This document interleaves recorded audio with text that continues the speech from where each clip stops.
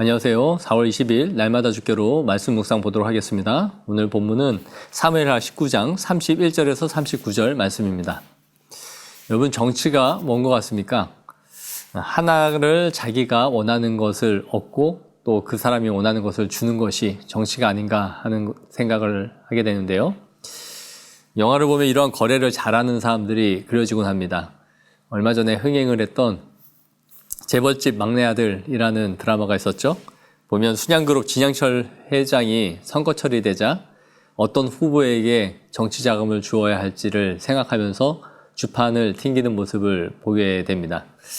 자칫 천문학적 숫자의 정치 자금을 주었다가 자신이 지원하지 않은 정치 후보가 당선이 되면 큰 낭패를 보게 되기 때문이죠.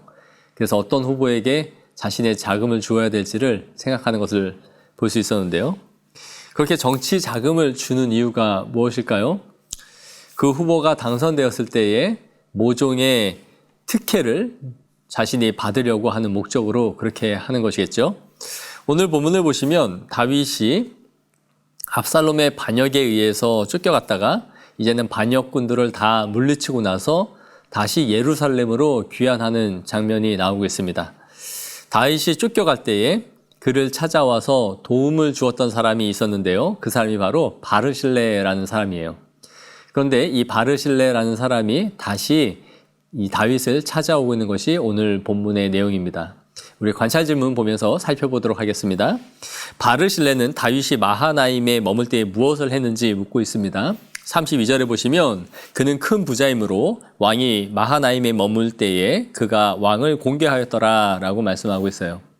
사무엘하 17장으로 돌아가 보면 바르실레는 피곤에 지친 다윗과 그의 일행들에게 찾아와서 많은 음식을 공개하는 것을 볼 수 있습니다.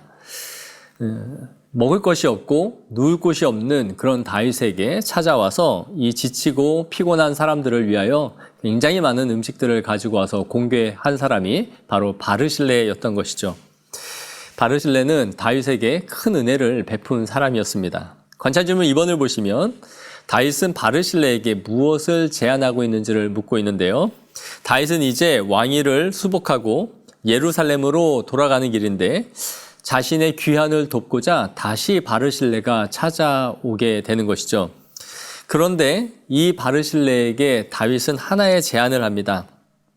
자신이 위험할 때 도와주었던 이 바르실레에게 고마움을 표현하고 싶었던 것이죠. 그래서 자신과 함께 예루살렘으로 돌아가자라고 말을 해요. 예루살렘에서 그의 여생을 자신의 곁에서 편히 보낼 수 있도록 은혜를 베풀어 주고자 했던 것 같습니다. 그러나 바르실레는 이러한 다윗의 요청을 정중히 거절합니다.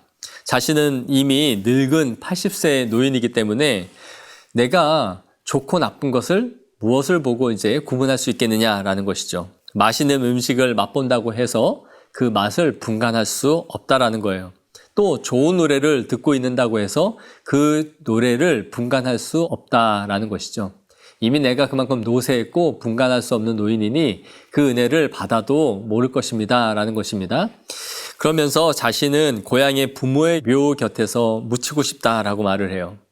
그러면서 바르실레는 자신의 아들 기맘이 있는데 나에게 은혜를 베풀고자 하신다면 우리 아들 기맘에게 이런 은혜를 베풀어 달라라고 말을 합니다. 관찰 질문 3번을 보시면 바르실레의 사양과 요청을 들은 다윗은 무엇을 약속해 주는지를 묻고 있습니다. 38절에 다윗은 내가 좋아하는 대로 그에게 베풀겠고 또 내가 내게 구하는 것은 다 너를 위하여 시행하겠다라고 말을 합니다.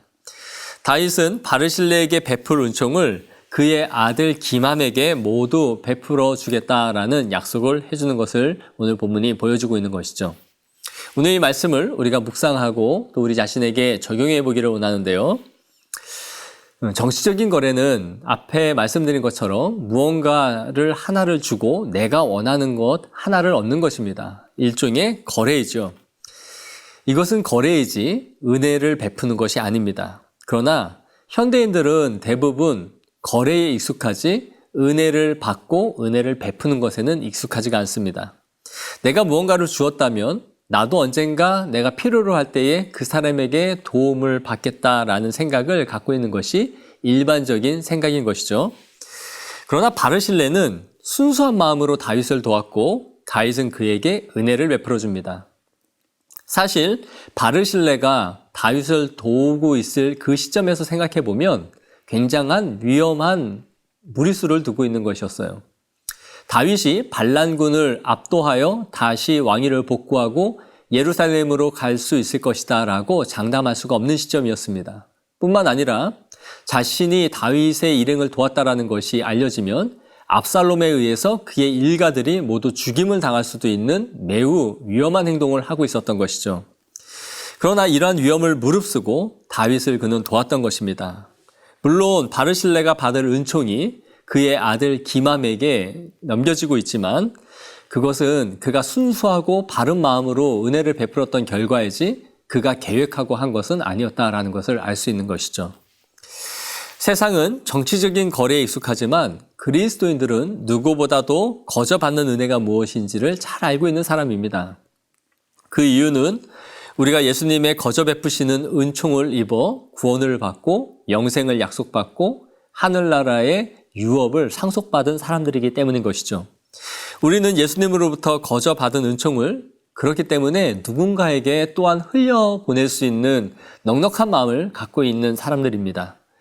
우리의 선행이 대가 없이 베풀 수 있는 이유는 이러한 모든 것이 하늘의 상급으로 다시 우리에게 채워진다라는 것을 믿기 때문입니다.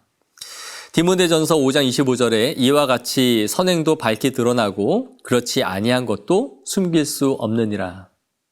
우리는 이 선행을 받으시는 분이 1차적으로 사람이 아니라 하나님이시라는 것을 기억하기를 원합니다. 그래서 오늘도 순수한 마음으로 우리 주변에 있는 사람들에게 은혜를 흘려보낼 수 있는 축복의 통로가 되어지기를 원합니다.